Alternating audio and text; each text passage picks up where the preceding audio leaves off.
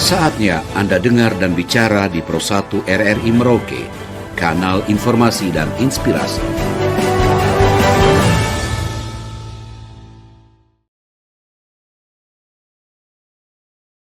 Jadi harapan kami terkait dengan kandidat-kandidat yang sudah lolos dan hari ini sudah ditetapkan sebagai calon terpilih, saya harap juga bisa mawas diri. Tidak usah berbuat dengan yang berlebihan, karena masyarakat kita juga banyak yang masih hidup di pas-pasan. Oleh sebab itu harapan kami, apa yang telah dijanjikan di dalam kampanye kemarin agar dapat direalisasikan ke depannya. Hari ini cukup untuk berdoa kepada Tuhan bahwa atas berkat Tuhan dan dukungan masyarakat kandidat tersebut dapat terpilih. Silahkan untuk melakukan rasa syukur, tapi harapan kami bahwa rasa syukur tadi lebih baiknya lagi ketika tidak dilakukan dengan berlebihan, tetapi berdoa, baik di gereja, di masjid, di pura maupun di kelenteng. Saya pikir seperti itu, sehingga tidak menimbulkan gesekan-gesekan di masyarakat.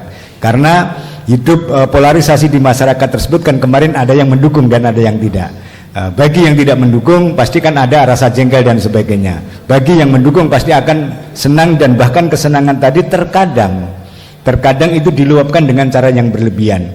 Oleh sebab itu, kondisi hari ini yang sudah kondusif, kondisi hari ini yang sudah nyaman, jangan dinodai lagi dengan tindakan-tindakan yang sekiranya akan menimbulkan gesekan-gesekan di masyarakat.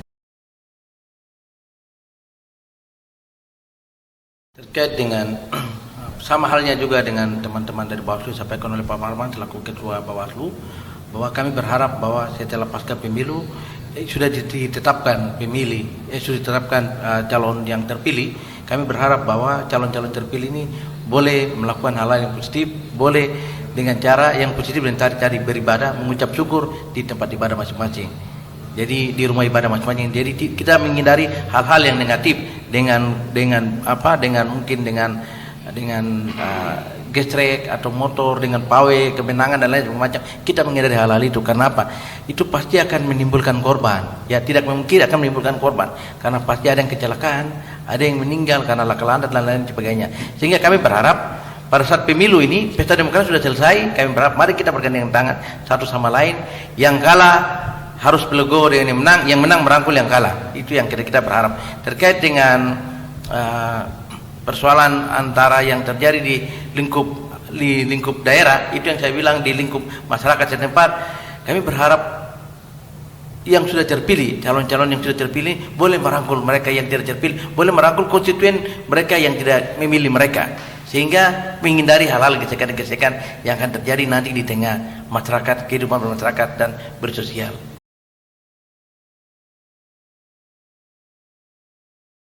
Terkait dengan pertanyaan Pak Petrus, barangkali kami dari Bawaslu tidak punya relevansi untuk menjawab itu, karena yang punya relevansi untuk menjawab itu adalah yang Presiden, DPR RI, DPD, dan tentunya terkait dengan undang-undang tentunya adalah yang mengesahkan adalah pemerintah bersama DPR RI. Oleh sebab itu kami sebagai penyelenggara, terutama Bawaslu, kami tidak bisa menjawab, menjawab terkait dengan hal ini. Tetapi kami sebagai penyelenggara pemilu, Bawaslu dan KPU, tentunya kami akan menjalankan undang-undang.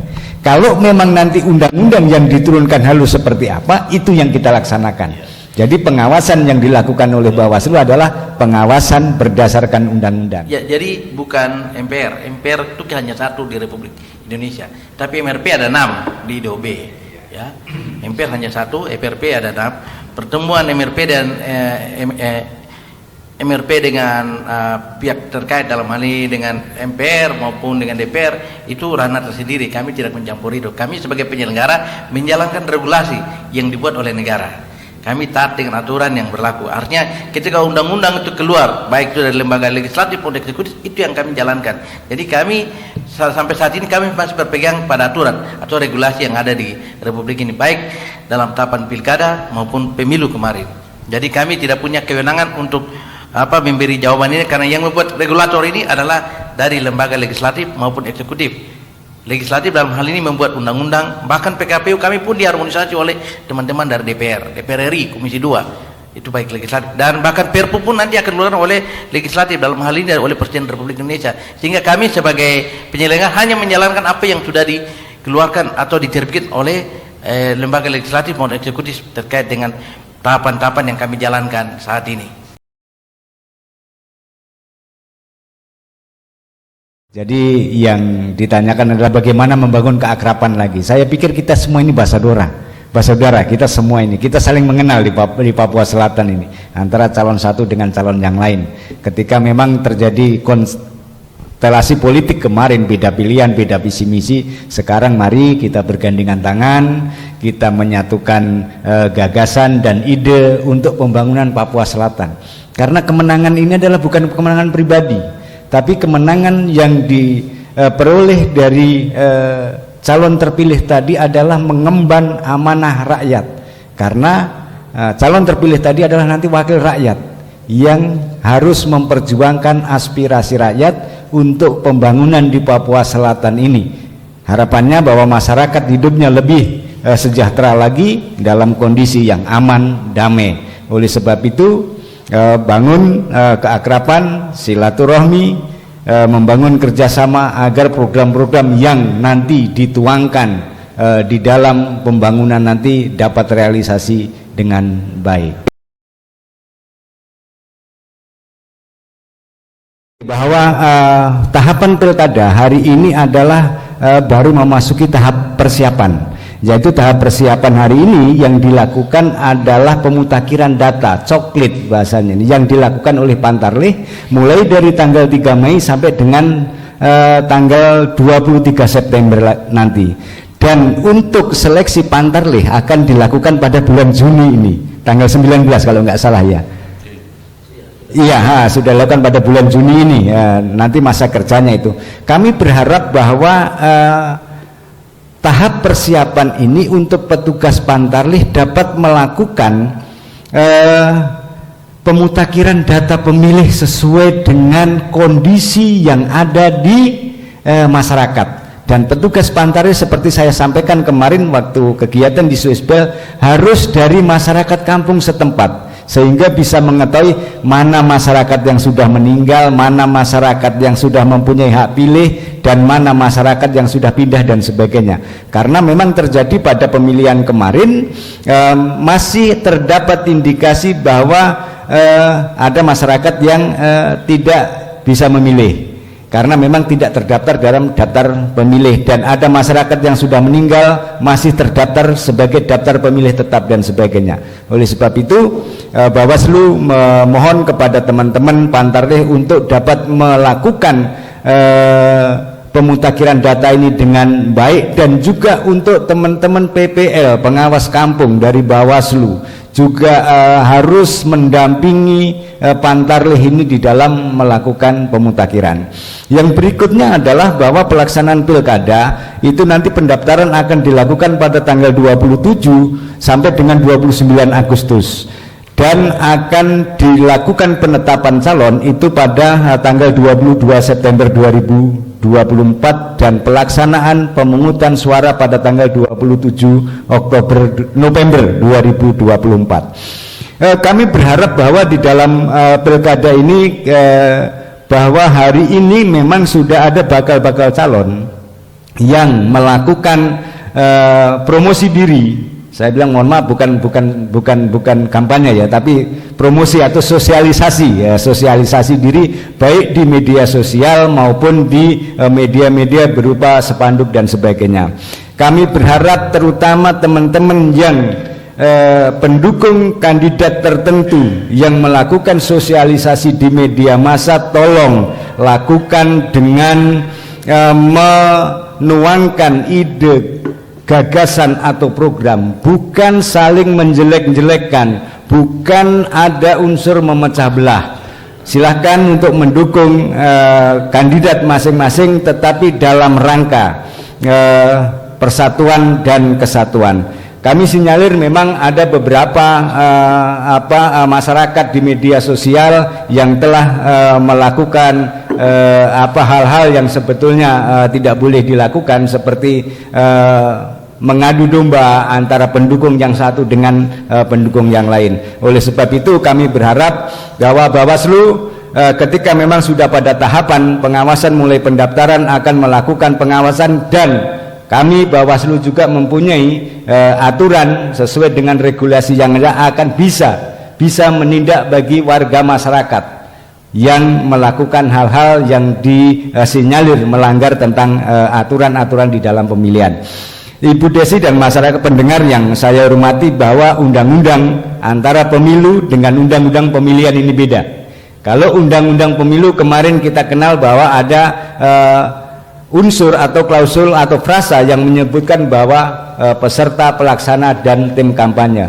Tetapi di undang-undang pemilihan ini, undang-undang 20 Undang-Undang 6 nomor Undang-Undang nomor 6 tahun 2020 itu menyebut bahwa setiap orang, sehingga setiap orang yang melakukan pelanggaran di dalam undang-undang pemilihan ini pasti akan terkena dampak. Mungkin untuk sementara itu, sehingga tetap harus jaga persatuan dan kesatuan. Silakan untuk mendukung dan memilih dalam rangka mendukung ide, gagasan, dan programnya.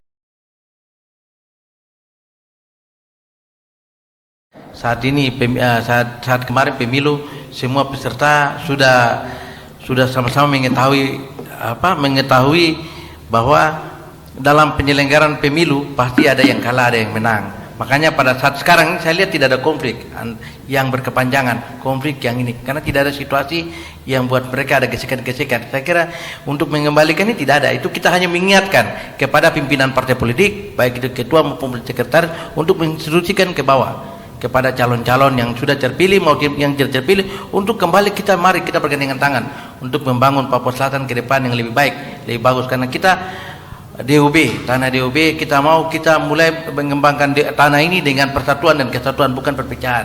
Itu yang kami sampaikan kepada para pimpinan partai politik, sehingga itu kembali lagi ke kesadaran masing-masing tiap individu untuk bagaimana bisa menaati itu.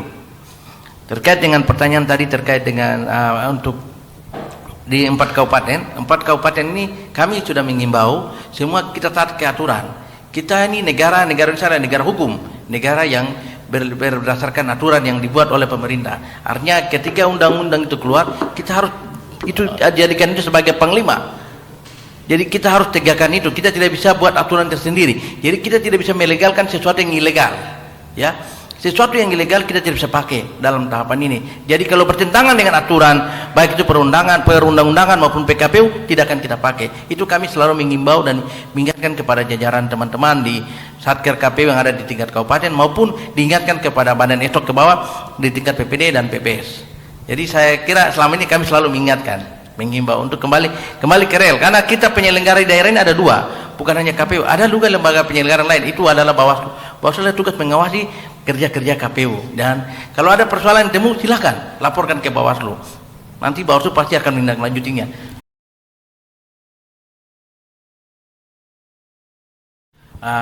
Pemilu kemarin sudah berakhir. Kami KPU Provinsi Papua Selatan sudah menetapkan pada tanggal 14 kemarin untuk calon DPR Provinsi Papua Selatan terpilih. Kami juga sudah mengimbau kepada keempat kabupaten kami, baik itu di Satker Kabupaten, PPD, dan PPS, untuk selalu mempedomani Undang-Undang nomor 6 tahun 2020 tentang tahapan pilkada. Dan juga kami juga mengingatkan kembali untuk selalu berpedomani kepada PKPU yang sudah diatur atau dibuat oleh KPU RI. Dan kami berharap ketika dalam tahapan pilkada nanti ada persoalan-persoalan yang ada atau ada terjadi penyimpangan yang terjadi dilakukan oleh penyelenggara, Bapak Ibu kami berikan ruang bisa segera lapor ke Bawaslu, karena ada pihak teman-teman Bawaslu untuk siap menampingi atau menampung aspirasi atau keluhan-keluhan yang dilakukan oleh penyelenggara pemilu. Kami terbuka, kami juga berikan kesempatan kepada warga, kalau ada terjadi penyimpangan silakan lapor. Ya, terima kasih untuk masyarakat Papua Selatan yang telah membantu kami Bawaslu di dalam melakukan pengawasan pemilu kemarin, sehingga pemilu dapat berjalan dengan baik dan lancar. harapan saya bahwa mari kita masyarakat Papua Selatan kita hidup berdampingan, kita boleh beda pilihan tetapi jaga kedamaian dan kemasyarakatan di Papua Selatan ini untuk menuju Papua Selatan yang lebih baik dan lebih bermartabat lagi. Terima kasih atas partisipasi Anda bersama Pro 1 RRI Merauke.